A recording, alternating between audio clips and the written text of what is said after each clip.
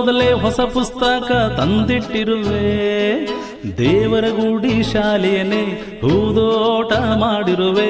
ಚಿಟ್ಟೆಯ ಹಾಗೆ ನೀ ಬಂದ್ರೆ ಈ ಲೋಕವನ್ನೇ ಮೆರವೇ. ಶಾಲೆ ಆರಂಭವಾಗಿ